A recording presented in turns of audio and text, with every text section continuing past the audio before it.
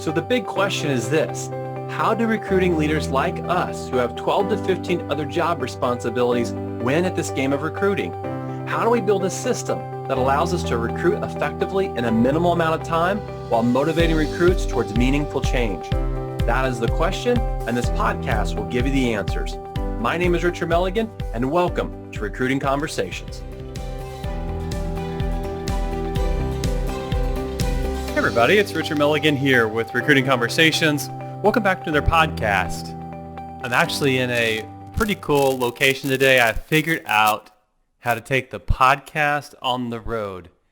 That's the and the road is not like R-O-A-D, it's R-O-D-E, because I figured out how to get a Rode microphone, and I just simply picked up a mobile interview kit, is what it's called, and now I can take this podcast on the road.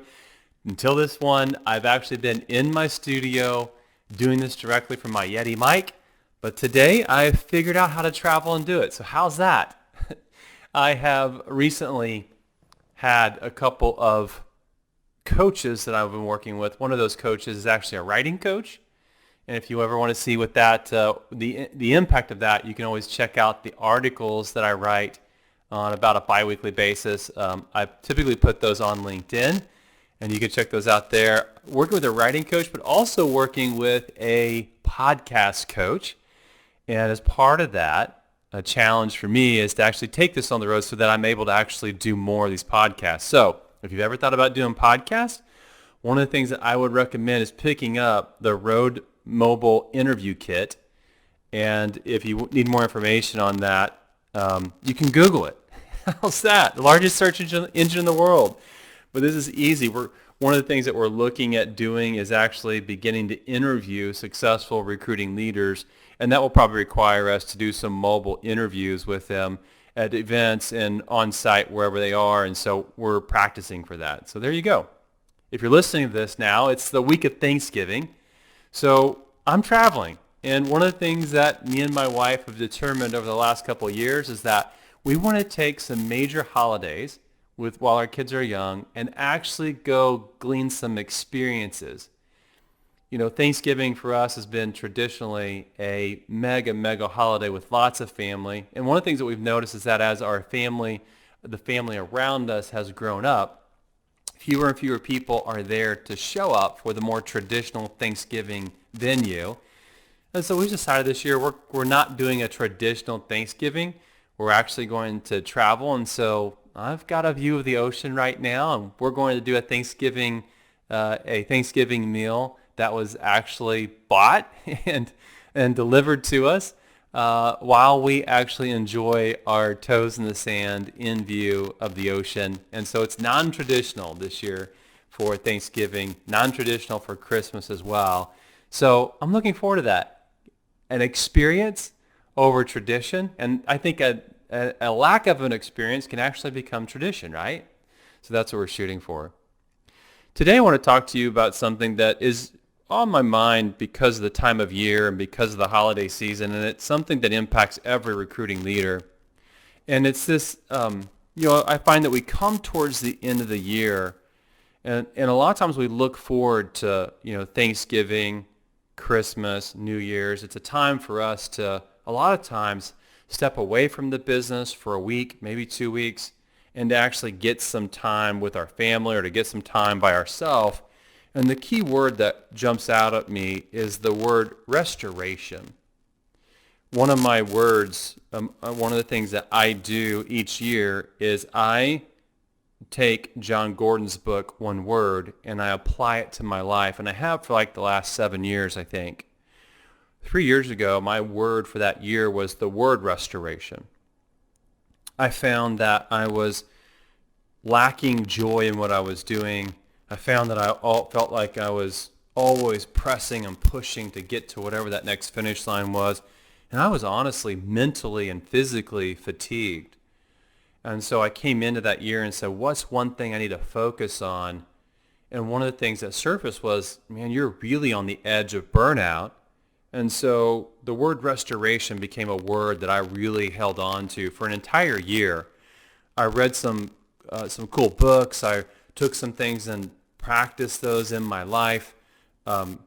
got to a place where I felt like I was restored. And in that season, one of the things that jumped out at me as I pursued intentionally books and seminars and people of influence that had ideas on this was this idea that restoration is really critical for us to operate at peak performance.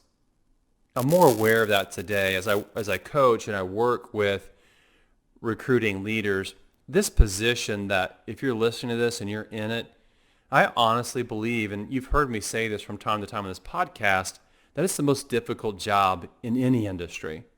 This person's leading a team, meaning that they typically wear anywhere from a dozen to maybe as many as 20 different hats, meaning that these are roles and responsibilities that you play. I think if someone asked you to create a checklist for everything that you did and they wanted to hire out those things, they'd probably have to hire 3 to 5 people to do what you do to fulfill those checklists. So I know that this position is a position that is susceptible to burnout. This is a position that can struggle because so much is required of them. And if you can agree with me that restoration is critical to operate at peak performance, then as we look at this time of year, one of the things that's very top of mind, that's something that comes up again and again in my coaching, is how are we going to maximize this season, understanding that even in this season where a lot of people will take a week or two away, there's more requirements of you than ever. I think as I look at how many Christmas parties people go to, the expectations of having tradition around Thanksgiving where maybe you're responsible for hosting or you're responsible for traveling, Christmas can be exhausting. The idea of, we've got 4 children, the idea of collecting presents, being thoughtful in the gifts you're going to give, being aware that you're probably traveling to at least 2, if not more, parts of your family. And so this can be a time where just all of that, and then redoing a budgeting process, setting goals with your team for the upcoming year, doing everything you need to do inside your business, inside your team, and also while focusing on recruiting, because by the way, in most industries, most recruits, most of the producers, the top producers in an industry, data shows they transition in Q4, in fourth quarter. And so we got to be hyper-focused on recruiting in this season. And so, man, as I start to just speak some of these things into existence, one of the things that I know is that restoration is something that we only will come to through intentionality.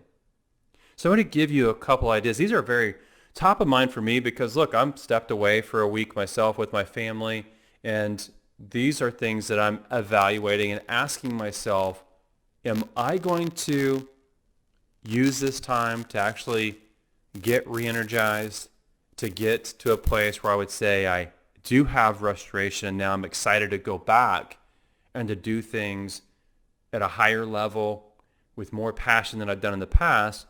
And so I want to give you a handful of things that you need to consider as you're looking at the next 45 to 60 days. One of the things that I know is that when I go to there's been seasons in my career when I went to take a break, when I went to get away, I felt as though I couldn't completely unplug. And so I remember this was 2010, I think it was. I went on my longest vacation I've ever taken in my career. Now it happened that I think July 4th that year fell on like a Thursday. And so I took that Thursday, Friday, of course, Saturday and Sunday, but in the following week entirely away and out of the office. I think all said it was close to 10, 11 days that I was going to be gone when I included the weekends. And so it was the first time I'd ever taken that much time away from my business. I had worked extremely hard to get my business to a place where I could actually step away from it. Had what I felt like was the right support, the right team in place. I set the right expectations walking out the door, but I never planned to actually completely unplug. It was going to be a partial unplug, and that from time to time I was going to be checking my email, I was going to be watching my text messages, I was going to be touching base with my operations manager, my team lead, to make sure that everything was running smoothly, and if they needed me, I was going to be there to plug in. What I remember from that was we rented a cabin in the woods, and so we get to the cabin, and when I get to the cabin, I start kind of walking around the cabin to check and see if I've got cell service. I realized that I have nothing, not even from time to time 1 bar. I had nothing. So as we unpack, I get back out into the car, I kind of start driving away from the cabin to see how close cell service is. Ends up, cell service was about 3 to 5 miles away. I don't remember exactly, but it was a good distance away. It wasn't something I could just walk outside and stand on the front porch and get a signal. And a part of me began to get hyperventilate, might be a good word to use. I was really freaked out by the fact that I was going to be unavailable at this place for a week and a half, and I had planned to be at some level plugged in. So I remember I drove back to town. I had a conversation with the key people on my team to say, hey, I'm not going to be available at all, until we go to town and buy groceries or go to town and, eat out or whatever. I'm going to be completely unavailable to talk. And it was one of the best things that happened to me in my career, because as I got into around day 3 or day 4 of that trip, I began to find a new me settle in. And that new me was not only more plugged into what was going on with my family, but that new me really began to feel what it was like to actually receive rejuvenation, to receive this idea of complete restoration. And I almost felt like my heartbeat began to slow down. My mind began to see things that I hadn't in a while. The creativity that I thought was being maximized begin to actually elevate in that environment where I'd completely unplugged. So I'm aware as an individual, just in my career, going back to some moments like that, where there's some things that are necessary for us to actually operate at our best. And again, I mentioned this earlier, operate at peak performance. I remember, here's a story from in my late 20s, early 30s, a good friend of mine was a plant safety manager at a large manufacturing plant. It was General Motors. And Sean, as a plant safety manager, was responsible for overseeing the safety of the entire plant, the manufacturing line, and everything around that. I would go see Sean from time to time because the plant that he was the safety manager at was actually in my community. And I would go see him from time to time when the plant was actually up and fully functioning. And I remember this one time that I went to visit him when the plant was actually completely shut down. So from time to time, the plant would actually shut down. They would send everybody home while paying them, and they would take that time to actually improve the operations of the manufacturing line. So they were actually looking to create efficiencies around everything from going faster to being more safe. And one of the things I remember asking Sean was, what is it costing you to have this plant shut down because you're not producing anything, and you're paying the manufacturing line workers to actually do nothing at home? What's the cost of that? Do you know? One of the things that Sean said to me has remained with me for a long time, which is that we actually gain efficiencies because we're improving the manufacturing line, that when they come back, we not only make up the money that we spent sending them home, but we actually have gains, significant gains, because we've actually improved the manufacturing line. I think that it makes a perfect example, a perfect analogy for what it's like when we as recruiting leaders completely unplug. Because in that, our creative juices are returned, our ability to come to a place where we are fully rested, where we're able to fully engage. Those things only come from us being able to not partially unplug, but to fully unplug. And I think there's some components to that around getting to a place where we're fully restored. Daniel Pink wrote a book called When, and that book, the subtitle of it was The Scientific Secrets of Perfect Timing. And one of the things that he talks about in that book, and if you haven't read any of Daniel Pink's books, I would highly recommend. He's got a number of books out there. The ones that I have read have been phenomenal reads. But in this book, one of the things it talks about is getting to a place of rest, getting to a place of restoration. And he brought up really four major things in that book that he found scientifically were true about these most restorative breaks. Here's what they were. First and foremost, he said they were social rather than solo. Think about that. So many times I think when I need to unplug, it needs to be me. I mean, just immediately in my past seasons, I would think getting restored meant going someplace by myself, maybe grabbing a favorite Netflix show, and then binging on that Netflix show for a weekend while I did absolutely nothing. And I thought that I was doing myself a favor by doing that. Actually, what he talks about in the book says that's actually not true. Everything that I did in that actually is the opposite of getting to a place of being rested and restored. Social is a key part of it. We've been created to actually walk in community. And so where we actually do things with our family, where we do things with our friends, with our communities, right? That actually helps us get to a place of restoration. Another point he made in the book was that being outside, not inside, is most effective to getting to this place as well. Think about that.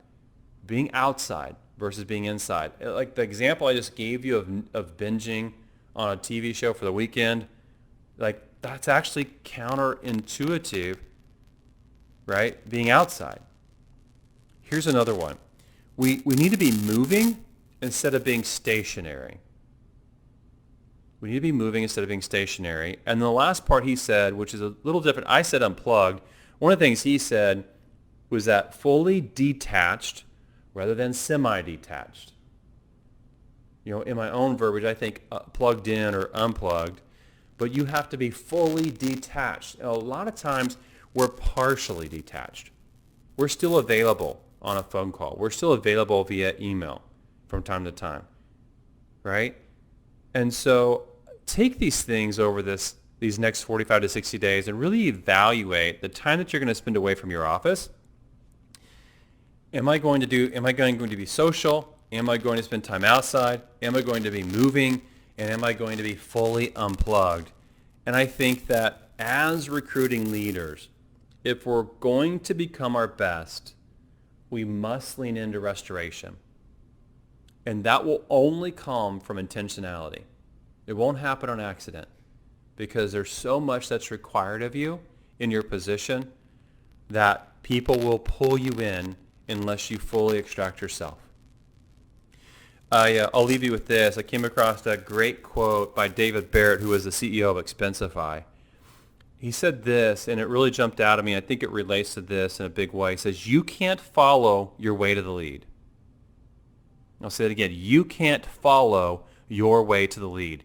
If you want to truly lead in your industry, if you really want to lead your team, you're going to have to think differently and counterintuitive to what the larger industry or the larger market says is the way it should be done. And what I would dare say is that as a whole, most recruiting leaders never fully unplug. And because of that, they never become their best. So, as you enjoy your Thanksgiving holiday, I hope that this brought some value to you. One of the things I would love it if you're finding value from my podcast is I would love it if you would actually leave a review. One of the things that actually helps other people find this is by having positive reviews. We have in the category that we're in on iTunes, over the last couple of months, we've regularly broken the top 100 for this podcast. So I thank you, because that means that you're sharing this with other people inside your organization or other cohorts of yours in the industry. And so one of the things that you could do if you have found value in this, I would thank you and be thankful with Thanksgiving here if you would actually leave a positive review and how it's impacting you. And the other thing that you could do is actually subscribe. You may be hitting this on from time to time in some other way. There's lots of places that you may found this. Spotify is a place, Google Play, iTunes, our website, Recruiting Conversations, is another place where people listen to it. But if you, whatever platform you're on, if you'll actually subscribe to this, that will help us as well. And so I thank you for that. And one of the things that I'm hopeful for you over the Thanksgiving holiday is that you have a chance to walk out some gratitude with those that are close to you, those who have brought value to you. I want to say thanks for the people here even this week that have shot me an email saying that I've brought value to them this year in some way, shape, or form. One of the things I'm thankful for is to have a tribe of people like you that are checking out this podcast, that are promoting this podcast. One of the things that we've, as an organization, have grown to love is the fact that we're actually able to leave a larger impact on several industries through delivering this content here in Recruiting Conversations. So have a great Thanksgiving, everybody. We'll be back again next week with another cool idea around this conversation that was had recently with someone that's in a recruiting role. And so we look forward to bringing it to you then. And until then, have a great week, everyone.